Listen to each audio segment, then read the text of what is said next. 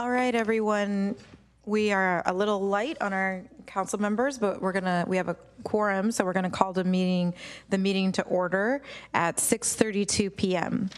Good evening, everyone. Welcome to the City Council special meeting to interview rental housing committee applicants. We'll start with the Pledge of Allegiance.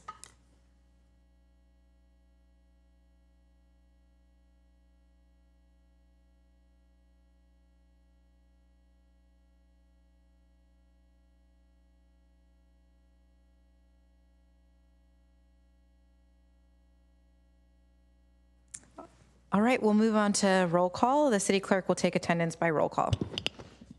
Councilmember Clark? Here. Councilmember Hicks? Here. Councilmember Showalter? Here. Vice Mayor Ramos? Here. Mayor Kamei? Here. You have a quorum with Councilmembers Ramirez and McAllister absent. Great, thank you. So we'll move on to item 4, which is 4.1, our rental housing committee applicant interviews. The purpose of this meeting this evening is for the council to interview applicants for the 3 openings on the rental housing committee and make a recommendation for adoption at the March 25th, 2025 city council meeting. Would any member of the public joining us virtually or in person like to provide comment on this item? If so, please click the raise hand button in Zoom or submit a blue speaker card to the city clerk. We'll take in-person speakers first, if there are any. Each speaker will have 3 minutes. I am not seeing any in-person or virtual public comment. So I will bring this item back to council. Per the selection process outlined in council policy number K-2, interviews will be conducted in a panel format. Each applicant will receive the same amount of time to answer each question, and the questions selected by the council will be asked in randomized round-robin order to the applicants for each body. The council may ask a limited number of clarifying questions in the event an applicant's answer was unclear or otherwise not understood. Clarifying questions should not be allowed an applicant should not be used to allow an applicant an additional opportunity to expand on an original response. On March 7, 2023, the council posed the following questions to RHC applicants and the denoted time limit for each category. So we'll go over the 3 questions and the time limit, and then if council members would like to suggest changes to the questions or propose a new time allocation, they may do so. So we'll just review the 3 questions with the time limit, and then we can, if there's any changes, please feel free to raise your hand in the queue. So the first question, which was 1 minute, was tell us about yourself and what unique perspectives and abilities you would bring to the rental housing committee. Question 2 was 2 minutes. Tell us about the role of the Rental Housing Committee and the role of its legal counsel in the Rental Housing Committee decision-making process. And question 3 was 2 minutes. What do you think will be the important issues in the next year, and how would you go about thinking them through and addressing them? Councilmember Hicks. So I have a couple changes to make. I'm not super married to them. I think usually the people we interview work it out, no matter how good or bad our questions are. But question number 2, which is proposed as tell us about the role of the Rental Housing Committee and the role of its legal counsel in the Rental Housing Committee decision-making process. I'm not sure that I need the full role. Maybe just the first half of that is what I would go with. Tell us about the role of the Rental Housing Committee and then reduce it to 1 minute. And then important issues for next year, I could also reduce that one to 1 minute. But like I said, not super married to that. I'd love to hear other people's comments. Thank you. Do other colleagues have suggestions? Councilmember Showalter. Yeah, I think one of the things that's so important with the Rental Housing Committee is the hearing officers. So I think maybe we could substitute in the second question, or maybe we could add a third question, something about, tell us about the role of the hearing officers. Or maybe we could put it in this second question. Anyway, something along those lines. Okay, other colleagues?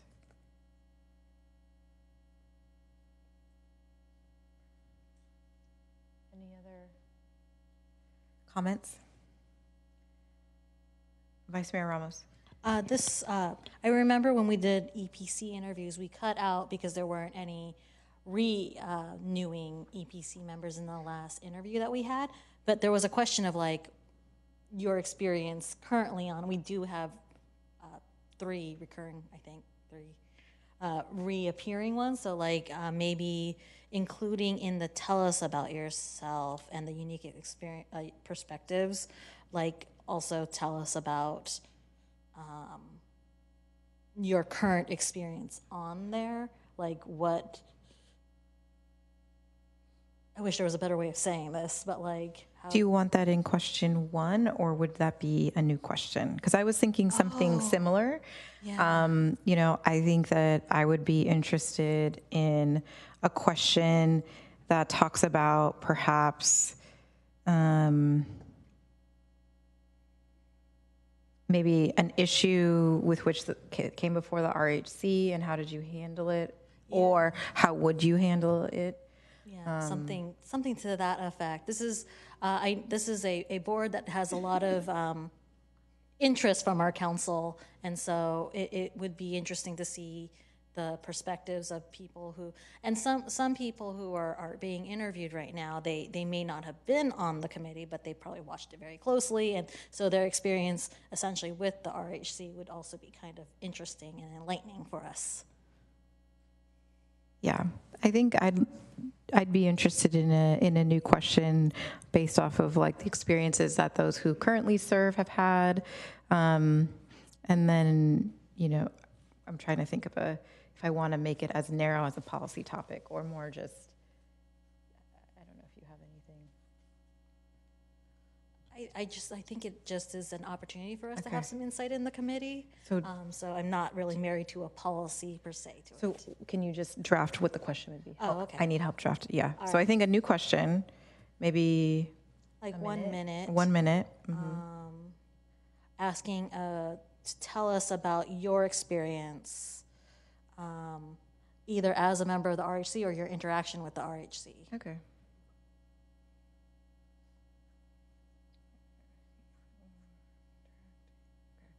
Any other comments from colleagues?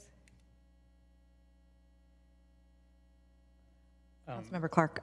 Just, or impressions of the RHC if I haven't Okay. interacted with it. But I just want to make sure we're sticking to 5 minutes a person. So it sounds like I think one of them was that, cut from 2 to 1, but one wasn't. Maybe, I don't know. yeah, so I think to review, so I have question number 1 is 1 minute. Question 2 would be maybe reduced to 1 minute. Unless people want to keep it as 2. Tell us about the role of the Rental Housing Committee, and what do you think, and the role of its hearing officer in the Rental Housing Committee decision-making process? Okay, hearing officer. Okay, and then question 3, what do you think will be the important issues in the next year, and how would you go about thinking them through and addressing them? We can still leave that at 2. And then question 4, tell us about your experience as an RHC member or your impressions interacting with the RHC. Does that work? And that gets us to 5 minutes. Does that work? It's fine. Okay. All right. So we finalized the questions and the time allocation, and the council will now interview the following 6 applicants for the Rental Housing Committee: Alexander Brown, Christopher Chang, David Grimm, Emily Stas Hislop. Did I say that? Okay. Kevin Ma, and M. Guadalupe Rosas via Zoom. I see her in Zoom.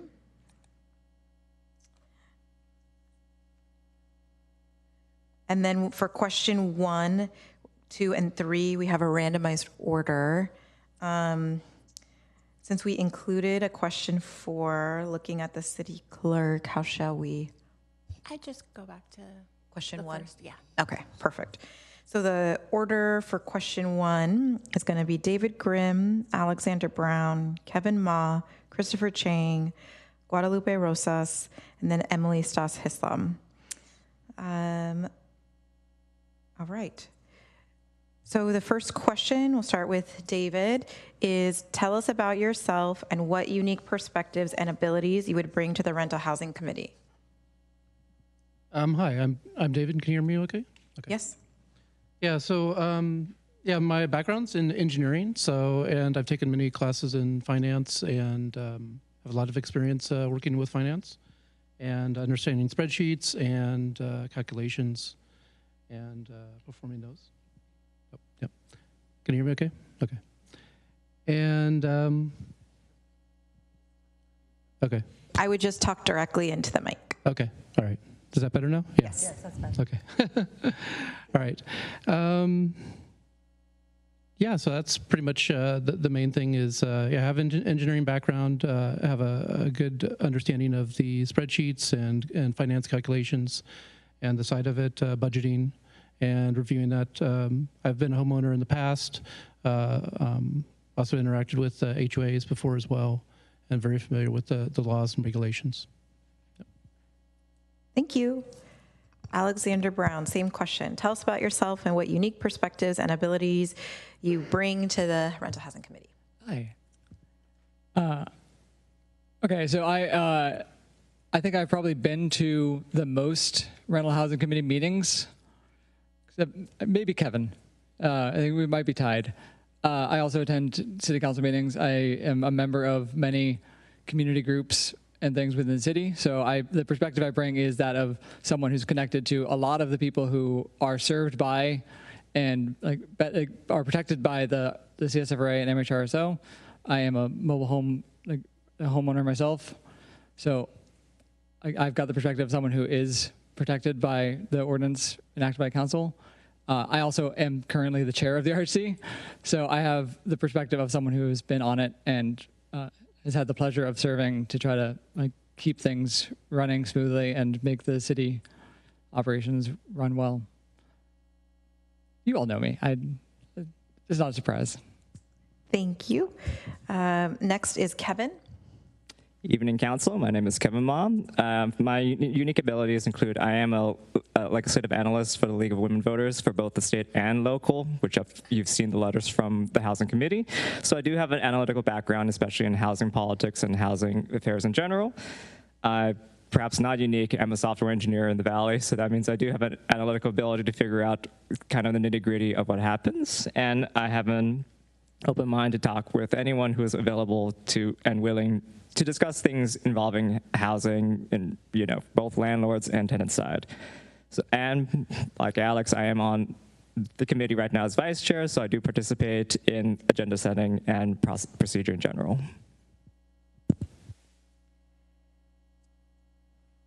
Christopher? I've served 7 years on the school board, and it's given me a strong familiarity with the process of local government. More importantly, though, I've been a renter in Mountain View for almost 20 years. Mountain View is actually where I lived for most of my adult life. I moved here out of grad school. Lived in various different rental settings. My first apartment out of grad school, it was a small, it was a professor at Santa Clara who rented a building, and he took us out to dinner when we signed our lease. And then I've had other experiences where it's large property management firms where I didn't get my deposit back and never understood who was actually running the company that we were engaging with. I was also a mobile homeowner.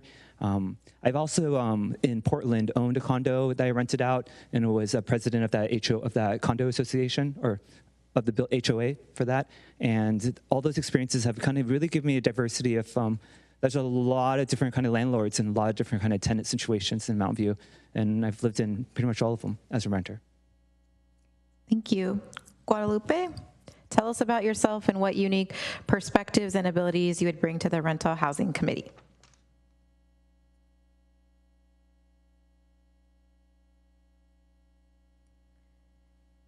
You'll need to unmute. Hi, thank you. Hi, Mayor and fellow council members of the City Council. I want to thank you for allowing me to be via Zoom. As I had a family emergency, very serious family emergency. But otherwise, I would be there with all of you because I am definitely a person who likes food and socializing. So, my personal abilities. Well, my abilities is that out of everybody there, this would be my full 4-year term that I am ending, and hopefully, if I do get selected, I will start my fifth. So this would definitely, if I am selected, would be the second term. Who am I? Well, I am a community organizer at heart, and that has allowed me to talk to the community and find out what are the real needs of the community. My kids have definitely were born in Mountain View, so my heart is definitely with Mountain View. I felt very proud. Thank you. Oh, Okay. Emily? Good evening, Mayor and Council. Thank you for having me. Okay, so I was an attorney before my current role as a government administrator. I became a mediator through the City of Mountain's volunteer mediation program, where the subject of many of those conflicts was rental housing issues. This predated, this was in the, I don't know what you call them, the 10s. In 2016, I had left practicing law after having 2 small kids, and wanted to get more into the community and local and be able to use these skills and the skill set I had and mediator skills towards rental housing issues. Oh, I only have 13 seconds. So I became the administrator of the Mountain View Rental Housing Dispute Resolution Program, where I developed and implemented it. Then came the CSFRA, and I supported Mountain View in standing up that program. And since 2022, I've been the division manager of. Thank you. Thank you. Thanks. All right. So we'll move on to question 2, which is now 1 minute. Tell us about the role of the Rental Housing Committee and the role of its hearing officer in the Rental Housing Committee decision-making process. And Emily, we're back to you. 1 minute. Okay. Well, yeah, we'll bring up the timer. Oh, okay. The Rental Housing Committee is the governing body for the CSFRA, and it kind of has a unique role in Mountain View City government because it's lateral to City Council, more or less, on the issues concerning implementation. So its role is to implement the CSFRA and to have policy decisions where the CSFRA is not clear through adopting regulations. And also, I believe, giving advice and counsel to the City Council on issues that affect renters and landlords. The role of hearing officers, they truly should be neutral arbiters of issues, an outside perspective, neither advocate for neither side, that are using their neutrality and reasonableness to decide issues that fall under the CSFRA. And they're independent, and I think that's really important to as long as their decisions are not unreasonable. Thank you. Okay, Alex. Testing. 1, 2. All right. Yeah. I think there's someone in the booth who's controlling the levels, I assume. Yeah. All right. The role of the Rental Housing Committee. The CSFRA and the MHRSO give the broad definitions, terms, rules, but in terms of the actual day-to-day implementation of how people in the city benefit from the protections and how they both on the part of renters and landlords, in the interest of justice and fairness, you need more details, and that's the CSFRA, is understanding the structure of the city as a whole, the different things that happen, and then promulgating regulations to add a clear path so that everyone knows how to interact with the city and what benefits they get. The hearing officers are core to that because it's a complaint-based system where people file a petition either for upward or downward adjustment, and there is a neutral arbiter who can request evidence, see all of it, and make a judgment. And then if it's appealed, that's RHC again. Thank you. Kevin? The purpose of the RHC is to fill in the blanks. Like Alex mentioned, the CSFRA and the MHRSO are written at a high level, which means there's a lot of situations that do need clarification, such as rent concessions or utility billing, that perhaps weren't realized at the time, but eventually become an issue because members of the community have brought up to the RHC that it has been an issue. And that is the role of the RHC, is to provide direction to our staff to promulgate regulation, as well as directs the hearing officers to figure out what procedure to go through. The purpose of the hearing officers is to implement the process, to figure out what, take all the facts, listen to all sides fairly, come up with an agreement that hopefully is at least reasonable to all parties. Maybe not favorable to all parties, but at least reasonable. With the RHC and our legal counsel to provide extra checks to make sure there aren't any mistakes that may cause some kind of flaw in justice. Thank you. Thank you. Guadalupe, you have 1 minute. Tell us about the role of the Rental Housing Committee and the role of its hearing officer in the Rental Housing Committee decision-making process. Thank you. So the role of the RHC is to listen to the community, one, and then also hear what the hearing officer's decision has been, and hear the facts and what are the cases in regards to a specific case. Learn that and then see if the hearing officer decision is fair, and then sort of basically take a second look and see if it's fair. Then we say yes, depending on what the evidence we got. And then what the decision was made from the hearing officer. Obviously, of course, we get the documents prior to the RHC meeting so that we can come back with an educated mind to assess the situation, the whole situation as a whole, thinking in mind the community. Thank you. Christopher? Of the hearing officers is perhaps one of the most important roles that the committee does. Reason being that when the findings come to this committee and the committee acts as an appellate board, they don't get to hear any new facts. They have to rely that the hearing officer has been fair to all parties involved. And there have been recent hearings that I've had questions about. And in 2025, there was a hearing. There was a petition to this body here regarding livability about a sink that would pull, that when the faucet was on, it would pull on the bottom of the sink. It wouldn't overflow, but it would pull on the bottom, and it was ruled a livability issue. And I had concerns about that because I think that hearings like when things like that can bring into question the legitimacy. It was a very difficult hearing petition to hear the landlord call this a kangaroo court, and I think. Thank you. David?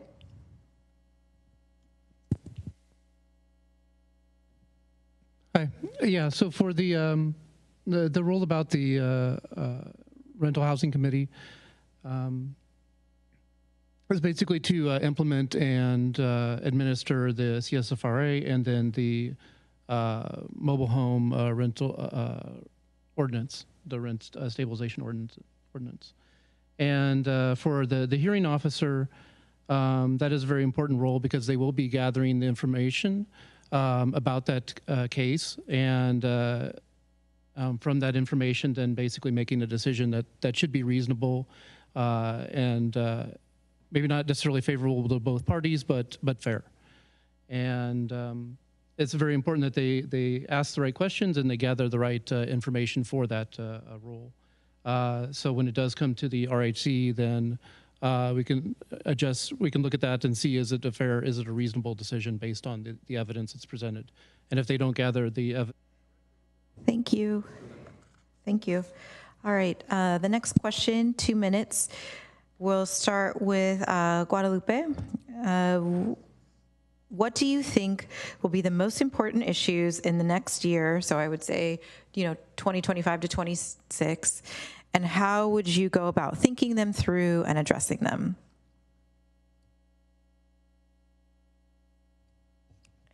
She might be frozen, actually. Does look like she's frozen. Okay, maybe we'll go through and we can cycle back to her. So then we'll move on to Kevin.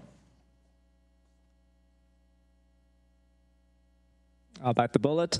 Of course, the first thing is to implement the current process we're going on right now, the ratio utility billing system, which has been a topic of this committee for about 2+ years now, again, deriving from conversations we've heard from tenants during the pandemic about their unpredictability of their utility bill / rent.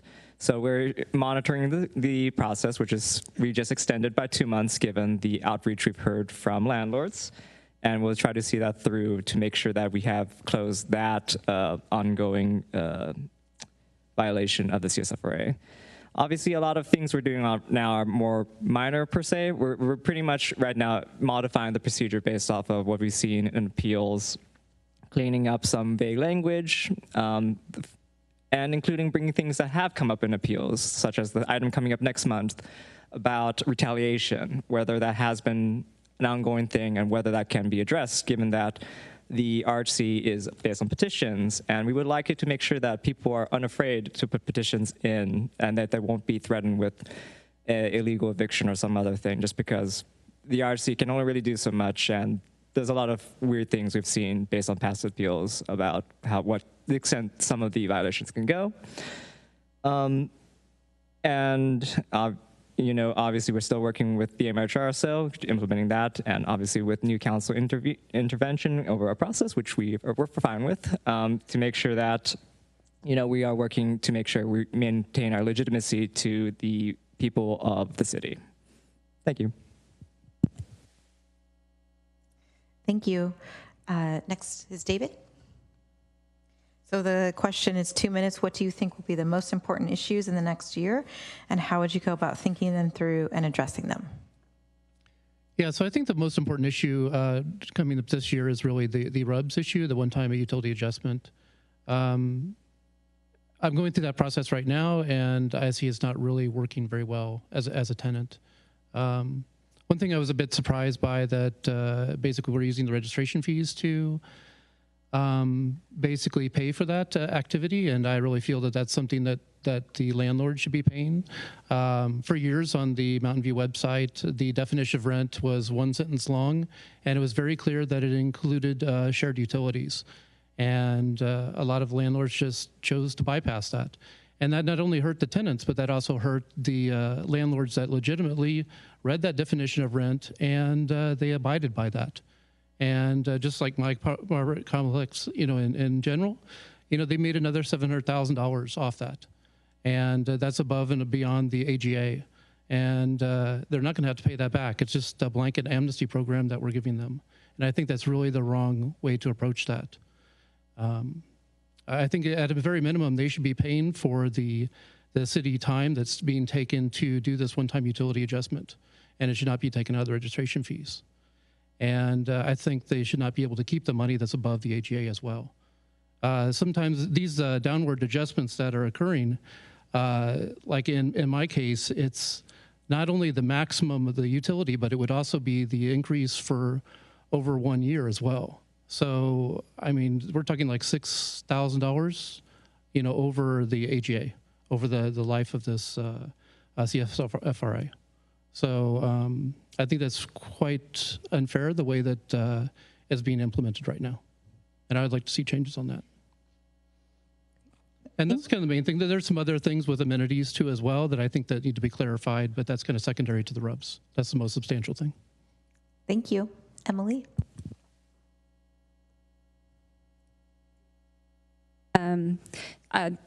Same subject, RUBS. I know from being at the city of San Jose, being on the other side of it and hearing pretty frequently, every time I engage with landlords, about how unfair it was. I think this is one of those issues where you know, there's unfairness in a lot of different ways, but what can we do to get at it? What I've said to landlords, and I think it's warranted possibly in this case, is let's see where you're at in a year. Let's look at, give us your data, give us your utility information. I think transparency and everybody understanding what's going on is key to help both sides understand the issue at hand. But like any process, there needs to be some conformity and some predictability. So ironing out what the issues like that both incumbents have spoken about to get a clearer process and predictability for both landlords and tenants.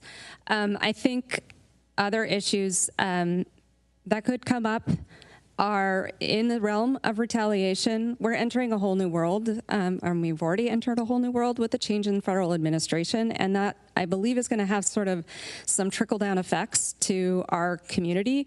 People might be more fearful about accessing their rights, more fearful about retaliation. So outreach is a key component, and building trust and having avenues for people to explain what's going on with some detail, but have anonymity. What's often very difficult is people don't want to come forward, and even there's some safety in numbers. If we know things are happening to a whole complex or to a group of people by one actor, then we have that data. It's hard to act just on anecdotal experience. So I think outreach and trust with the community, which I know the staff does a fantastic job of, are key in this next year. Great, thank you. All right, I see that Guadalupe is back. So should I go back to her then? Okay, great. All right, so the question is 2 minutes. What do you think will be the most important issues in the next year, and how would you go about thinking them through and addressing them? So thank you very much. I do want to apologize for my connectivity issues. I am in the cafeteria of a hospital, so I do apologize for that. So one of the things that I think are future based on what I'm hearing in the community, this definitely has been rubbed as an issue that it was brought onto this committee for the first time, I think, and we have tackled it the best that we can be, the fair way that we can be. I know there may be some improvements, and we're, I guess, going to be talking about that later on. Also, the other issues that I've been finding out is how unfair it is in the representation of the RHC. There's a lot of unrepresented residents that live in the city, and unfortunately, our committee may be lacking of that. So I believe those are the two main issues, especially because usually a lot of the people who run in our community are part of those marginalized community members. And although the rental housing committee has definitely done a very, very good job about communicating with the community in regards to the changes, what's happening. But I want to go back a little bit into the REBS. REBS is definitely an issue from renters and landlords, because obviously the way it was affecting our community was that we went back to not knowing how much your rent was going to be, because as soon as renters went home, they would get a bill, right? And a bill that they may not be liable for. So that's definitely a huge. Thank you. Thank you. And Guadalupe, you're a little hard to hear, so I don't know if you can like lift your headset up and speak into the mic. It was really muffled, unfortunately, but I didn't want to stop your flow there. Okay, so the final question, and we'll go back to the order that we had for question 1, is 1 minute. Tell us about your experience. Oh, I'm so sorry. Sorry, Chris. Sorry, Alex and Chris. Alex first, then Chris, sorry.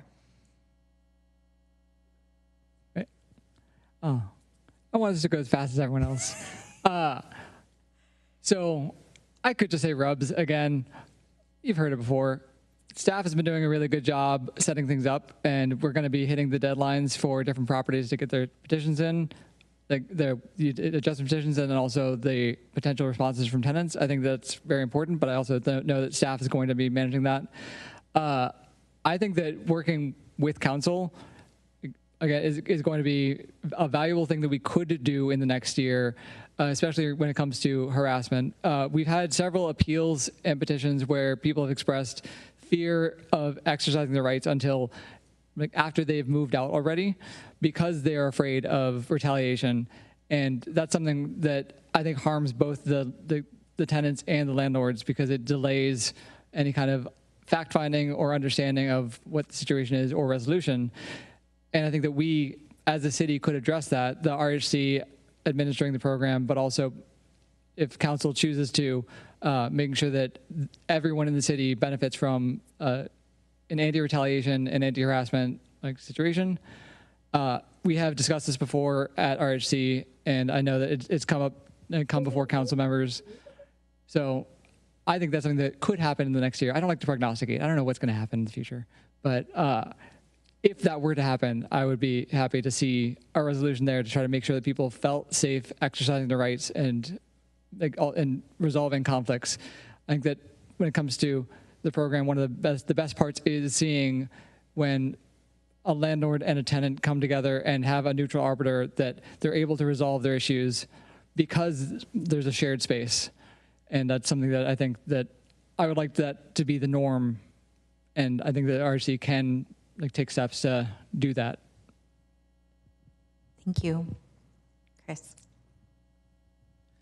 One of the things I would like to see the committee work on is responding to questions that came from both tenants and landlords about streamlining the petition process and the paperwork. I think that there's a certain level of just legal knowledge that you need to do some of these, or financial knowledge you need to really do the spreadsheets well. And even if you follow the amazing YouTube videos that the staff puts on there, I worry that you get to a place where you have some resident renters who have legal knowledge or financial or familiarity with spreadsheets, and you have some landlords who have legal knowledge in that. But you have also tenants who English might be a second language, and they're working through that. And you have landlords who English is a second language, and there's all kinds of cultural barriers that when they go and look at those documents on the website on how to avail themselves to their rights, that it could be difficult. So I think that ensuring that that everybody has access to what the CSFRA does for them,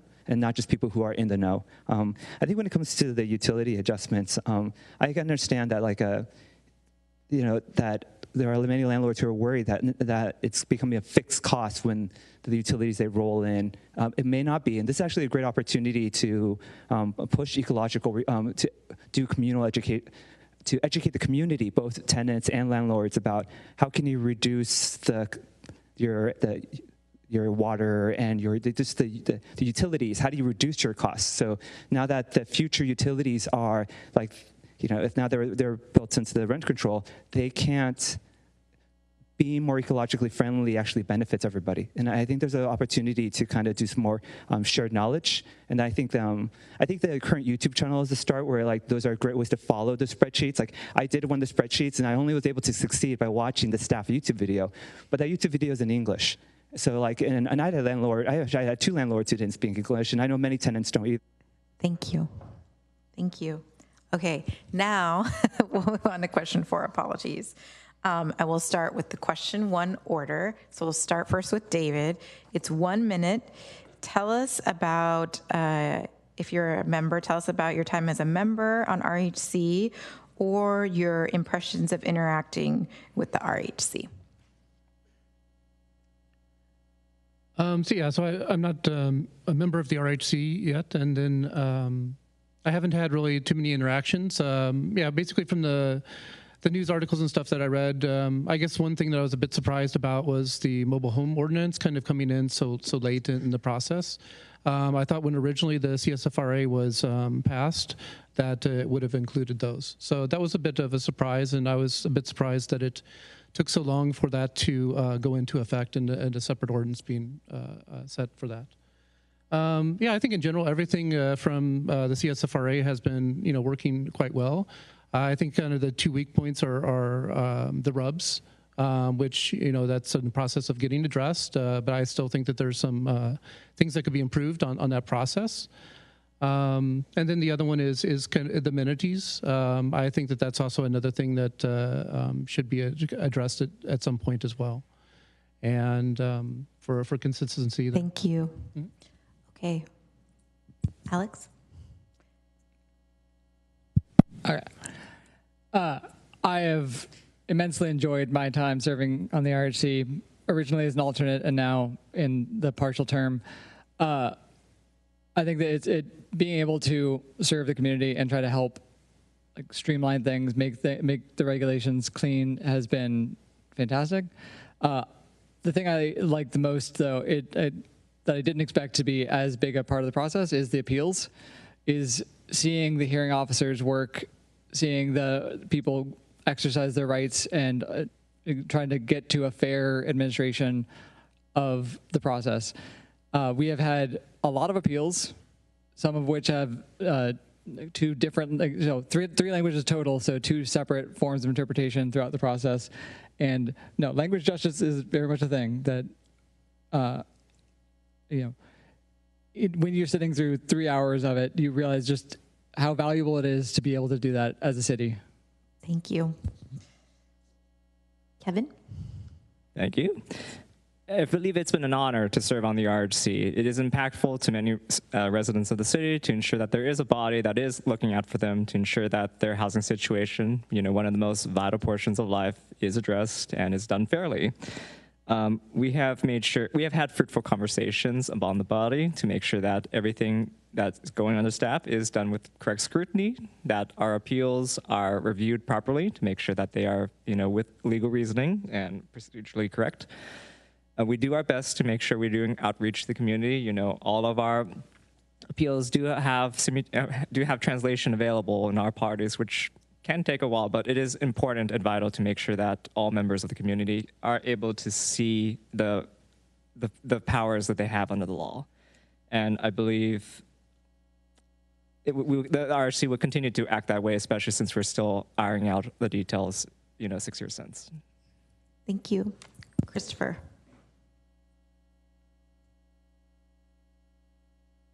One of the things I think has been really impressive by the people on here who currently serve on the committee is that the current committee, it's very clear that they support rent control and they support the CSFRA. Like it wasn't always the case when I look back at the early meetings and to see that when you had committee members who weren't in support of it, how damaging that was. So I really commend that the current committee really is so consistent and uniform in their support of it. I think that one of the things that I look forward to seeing in the future is this understanding that when you look at these appeal hearings and how they come to the committee here, and you see some of the concerns that landlords bring up, I worry about that third goal of the CSFRA of a fair return for landlords, and that the understanding that if you don't have rental stock, rental control doesn't mean anything. You have to preserve. Thank you. Okay, Guadalupe? 1 minute. Hi, I hope this one. Yes, much better. Mm-hmm. Oh, great. Thank you. So it has definitely been a huge honor for me to serve at the RHC. I can tell you that it is a huge responsibility for me because I do love my community and my community as a whole. Also, I've tried to serve in a way that is fair for all, not just for one side or the other. It has also been a huge experience, and I respect this committee, and I respect the others because they were the pioneers of this work. They have done a huge work for us, help us to get to where we're at. Yes, the biggest learning that I have done has definitely been the appeals, and how grateful and happy that I am that people have exercised their rights when when before they didn't think they had the rights on both sides, because I believe having a hearing officer, having the RHC, and having the community members involved in this process. Thank you. All right, and last is Emily. Someone stole my thunder about living through the first iterations of the Rental Housing Committee, and I've watched it evolve in all very good ways. What was troubling in the beginning was there was a wide range of perspectives, but not a whole lot of depth of understanding, and I wouldn't expect anybody to get that immediately, but I often watched those meetings in frustration because I knew this law backwards and forwards at that point.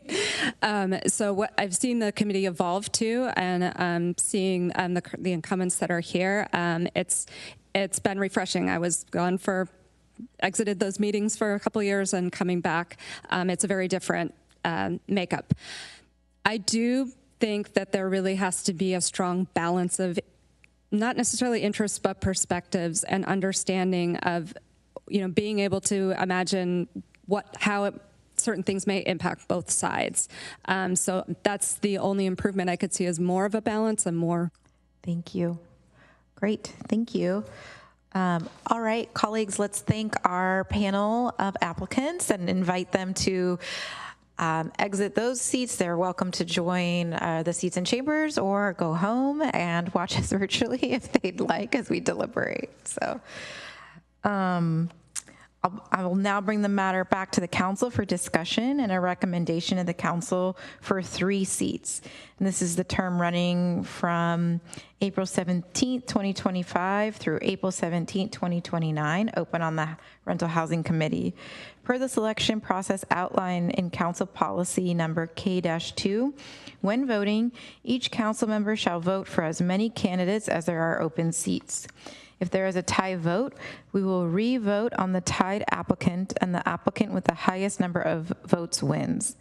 This process can be changed upon a majority vote of the council. We can now discuss our recommendations for the 3 members to the Rental Housing Committee or proceed directly to a vote by ballot.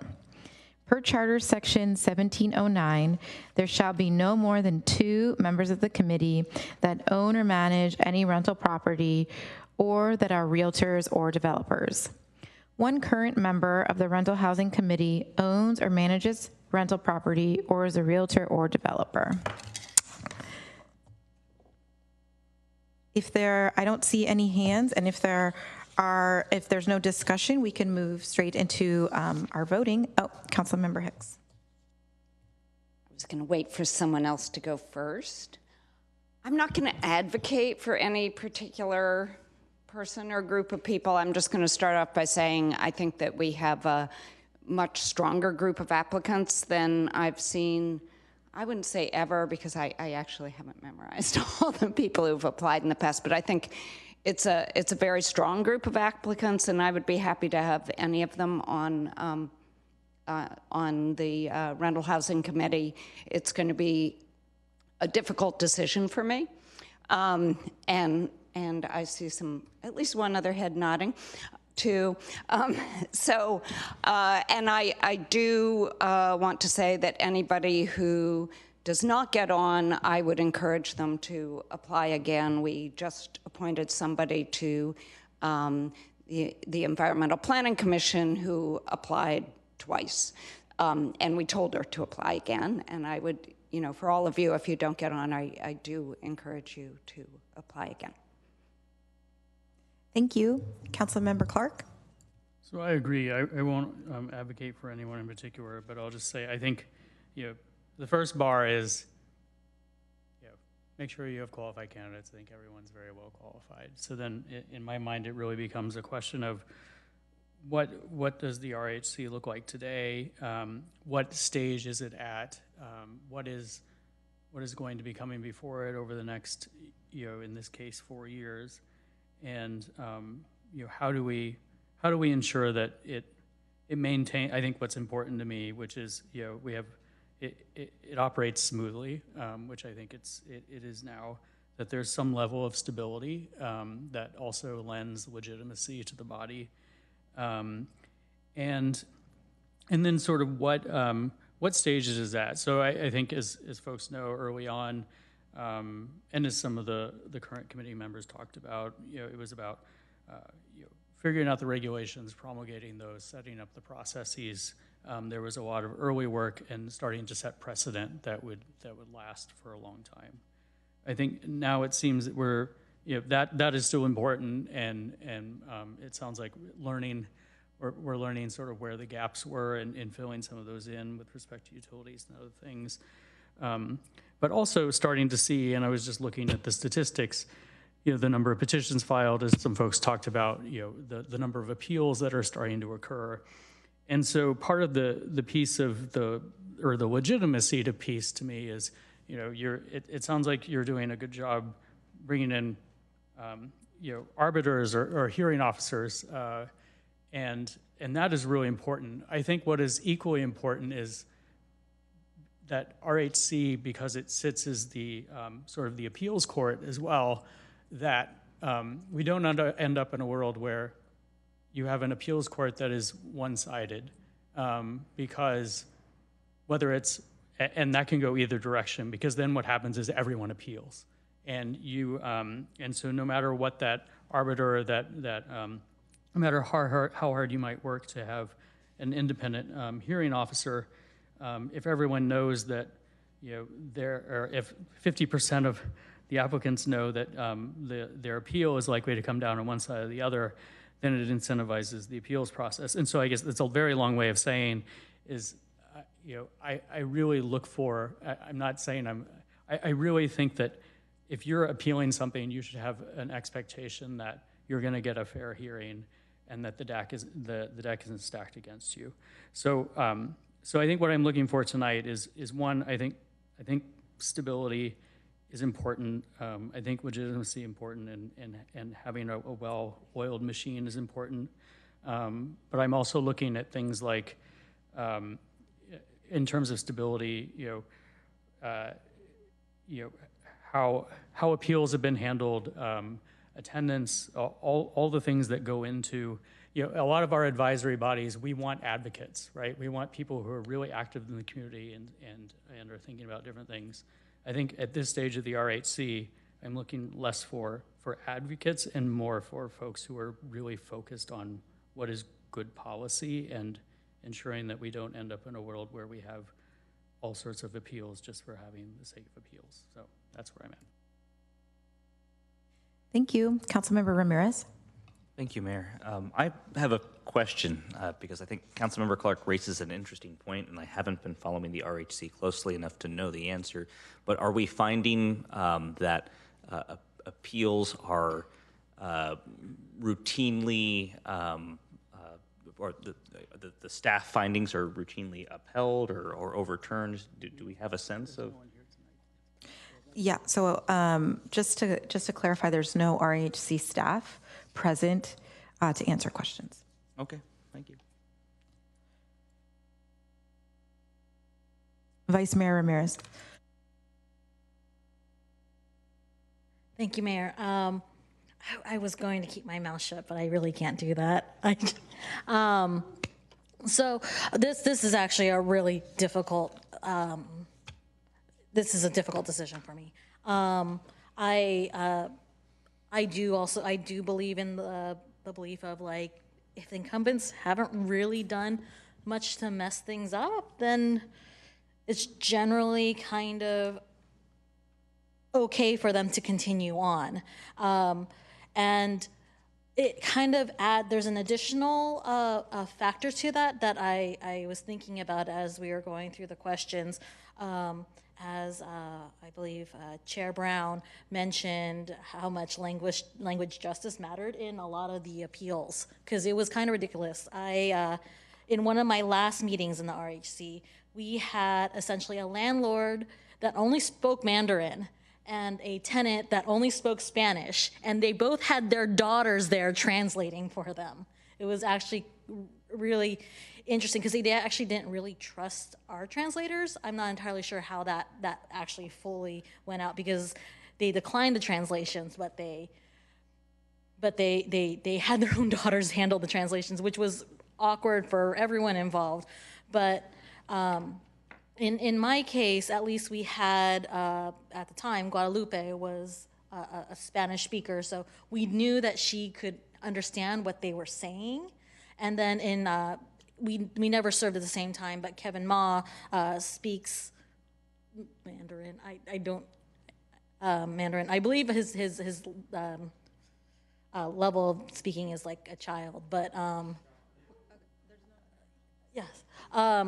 But it was really kind of important. Now, I balance that with how we have our 3 incumbents and how important that is, and they're continuing on the stability. We have never had someone serve a full 8 years on the RHC since it's started, unfortunately. And I do think that we might actually get to that point soon. On the other side of it, there is one of the applicants that I actually, even in my early days of the RHC, I relied heavily on an understanding of this law and how the laws worked out together. So I'm balancing that too, and that's what I'm kind of struggling with, because we have a very good set of applicants. So if you don't make it, I really hope you apply again. And we have a strong RHC going into the future, kind of thing. A nice pipeline. Great, thank you. So seeing no other hands in the queue, I just want to thank the applicants for joining us tonight. I appreciate all. Oh, would you like to say? Okay, Councilmember Showalter. Yeah, I really feel like one of the things that didn't work well my first term on council was our first appointment process. I was very upset by it. And so since then, I've always interviewed all of the applicants separately, because 5 minutes is very short. And one of the things I find out about is language ability. And so I did find out that Emily does also speak Spanish. She's not a native speaker, but she also speaks Spanish. So I wanted to share that. And Kevin has some passing with Chinese. He's very, he can listen well. I know that he's a very good listener. But anyway, so I wanted to just respond that we wouldn't only have English speaking people. There is some Spanish. And you know, I think, Vice Mayor Ramos, it's interesting that you said that having their daughters come was awkward, because in a sense to me, that sounds like that's a very trusted source on both of their sides. And I know so many people who have functioned as interpreters for their parents who came to America. And so I think there's kind of a long tradition. My best friend from high school came when she was 2 to America. And her parents had studied English in school, but by the time my friend was 5, her English was much better than her parents', which didn't last for, and so she was sometimes an interpreter. So I think, you know, this tradition has gone on for many generations in America, and it works. So glad to see it continue. Anyway, we do have an incredibly qualified group of applicants, and I am very, very pleased with the way that this committee has evolved. And how how the implementation of this rent control ordinance has evolved. And I think it's something we should all be proud of. Great, thank you. All right, so now I'd like to thank all of our applicants again. Really appreciate the dialogue from my colleagues. I really feel that tonight we are very lucky that there are so many people who want to serve our city and volunteer to be a part of our RHC. So that for me is very heartening, and echo the sentiments that if anyone, you know, obviously that not everyone will make it through, but they can apply again. And some considerations that I'm thinking about are recent policies that the council has adopted and how we can have a working partnership with our RHC. Just last week, we were discussing the mobile home rent stabilization ordinance and trying to find ways to partner with the RHC, with council on that. And I would say a little bit of the struggle on what the two bodies can do, separately, but also together. And so appreciated those applicants who touched upon our future work together. I'm also thinking about the variety of perspectives that applicants are bringing and their lived experiences. I'm glad to see such a swath and such a diversity of our applicants. But thinking about, yes, the variety of perspectives, I think Councilmember Clark talking about like the balance, and those who are ready to roll up their sleeves with us, starting quite soon. So with that, I think we can move on to the first round of votes. So when we're done, we can pass it back to the city clerk for tabulation.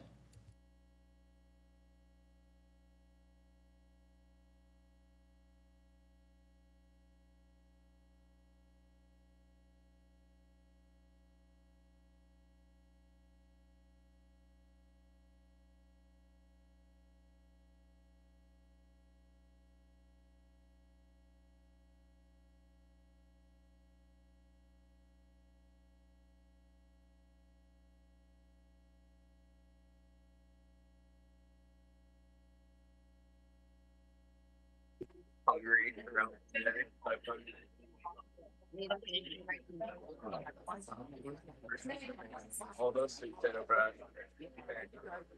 wasteful.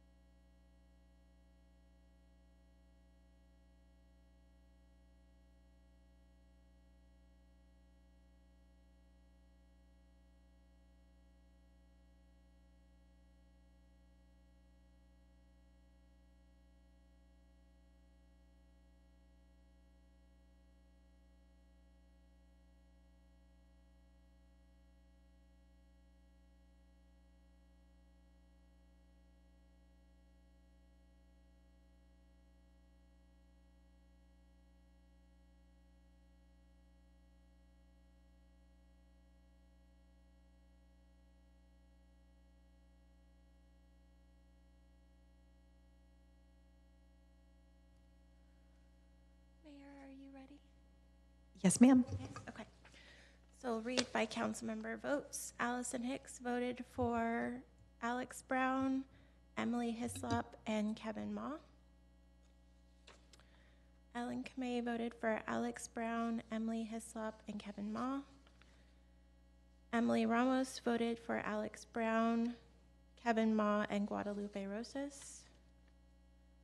Lucas Ramirez voted for Emily Hislop, Kevin Ma, and Guadalupe Rosas.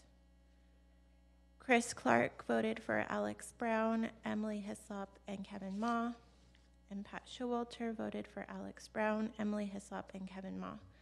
So Alex, Emily, and Kevin are the three.